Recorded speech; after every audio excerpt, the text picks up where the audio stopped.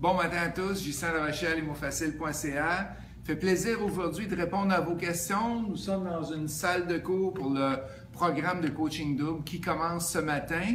J'ai eu plusieurs questions encore cette semaine. On y va avec la première qui vient de Francis.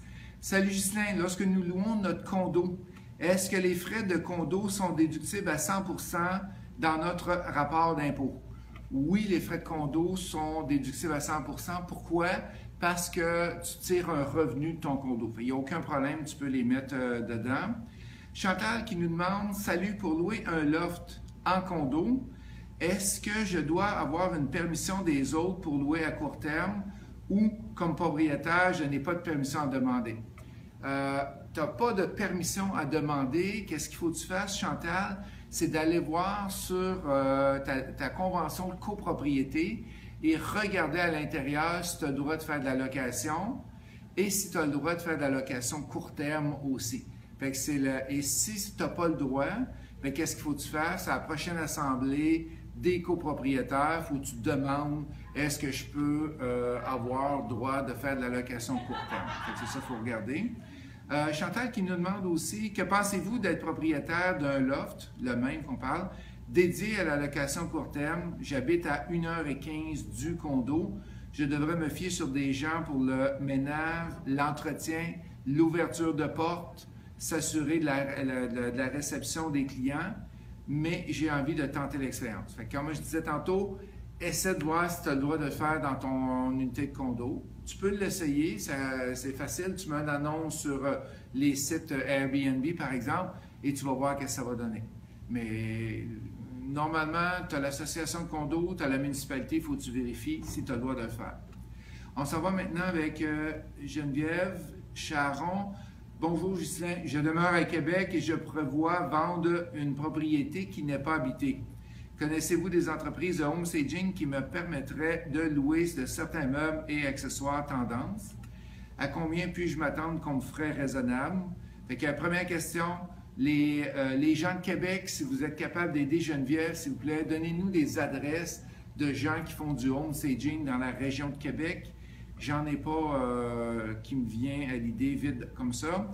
À combien puis-je m'attendre comme frais raisonnables? Ça dépend quel type de meuble que tu prends et ça dépend de la quantité. Fait que normalement, je te dirais entre 500 et 700 par mois, tu devrais être correct, plus les frais de départ d'installation de tous les meubles. Que suggérez-vous pour les électros? Est-ce que ça se loue pour la prise de photos? D'habitude, je n'en mets pas d'électro pour le home staging parce que les gens, le home staging, qu'est-ce qu'ils ont de la misère à voir, c'est où je vais mettre mon divan, où je vais mettre ma table, où je vais mettre le buffet. Puis là, ils sont là, puis ils se demandent, tabarouette. Pour moi, il n'y a pas de place, chérie, pour rentrer ça dans la maison. Non, la maison est trop petite. Fait qu'est-ce qu'ils font? Ils s'en vont. Fait qu'en ayant des meubles, ça leur prouve que tu es capable de l'avoir. Ils sont capables d'acheter la maison pour mettre les meubles. Poêle, frigidaire, normalement, les gens comprennent que le trou qui est là, c'est pour le poêle, puis le trou qui est là, c'est pour le frigidaire. Fait que moi, je n'en mets jamais dans mon home staging. Okay? Exister des logiciels qui me permettraient de les ajouter virtuellement sur photo. Probablement que oui, il y en a, mais je n'ai pas de nom, directement là-dessus. C'est sûr que les logiciels de 3D, les logiciels de graphisme, que tu peux faire des visites virtuelles à l'intérieur de la maison avant même de visiter, oui, ça existe. Danick qui nous pose la question, bonjour Justin, quel est l'impact d'avoir un immeuble avec certains appartements loués par l'Office municipal d'habitation?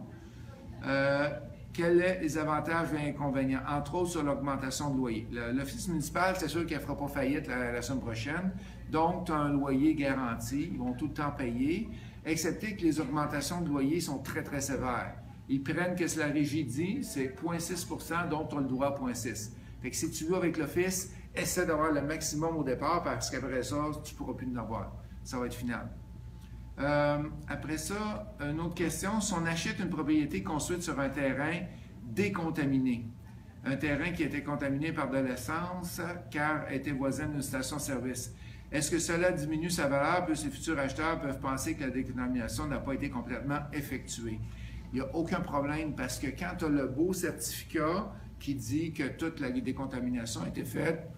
Je ne vois pas de problème avec là-dessus. OK? Fait que ça complète les questions et on en a reçu 2 par Messenger.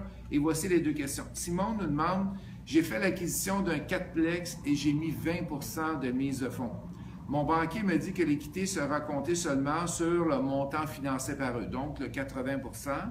Est-ce vrai? N'est-ce pas toujours mieux de mettre le minimum de mise de fonds si on veut tirer profit de l'équité? Oui et non. Fait que la réponse, c'est oui, qu'est-ce que ton banquier dit? Tu vas repartir, tu vas descendre, mettons, dans 5 ans, tu vas être rendu à 65 et là, tu vas pouvoir monter à 80. Ton banquier te dit vrai. Dans ton cas, si tu loues un quadruplex et tu ne restes pas dedans, avoir été avec la SCHL, tu aurais mis 15% de mise de fonds. Mais ça t'aurait, je dis n'importe quoi, là, ça t'aurait peut-être coûté 20, 15, 10, 15, 20 000 de pénalité de SCHL, tout dépendant de quel prix vaut ton quadruplex. Et est-ce que ça équivaut aux 5% de mise de fonds que tu as mis de plus? Il faut faire les calculs. Fait que c'est pour ça que je dis oui et non, Simon, parce qu'il faut faire les calculs pour voir si ça vaut la peine de couper à 15%. Michael, si je veux me monter un parc immobilier, est-ce mieux pour le financement de faire un prêt lié ou une collatérale? Il n'y a pas de différence. Que ce soit une collatérale, que ce soit un prêt hypothécaire, que tu ailles chercher ta marge de avec une marge de crédit, il n'y a aucune différence. Tu vas faire les premiers immeubles comme ça. Après ça, il va falloir que tu ailles chercher d'autres techniques pour être capable de te financer. Si je te dis, si Michael, je veux que tu achètes 30 portes comme plusieurs de mes étudiants font chaque année, je veux que tu achètes 30 portes par année, ben, tu vas acheter tes 2 premiers avec ces 2 techniques-là, puis après ça, tu vas avoir besoin de techniques de financement plus créatifs pour être capable d'avancer. Fait qu'un gros merci à tous. Merci d'être avec moi chaque semaine. Ça me fait plaisir de vous donner des trucs avec ImmoFacil chaque semaine.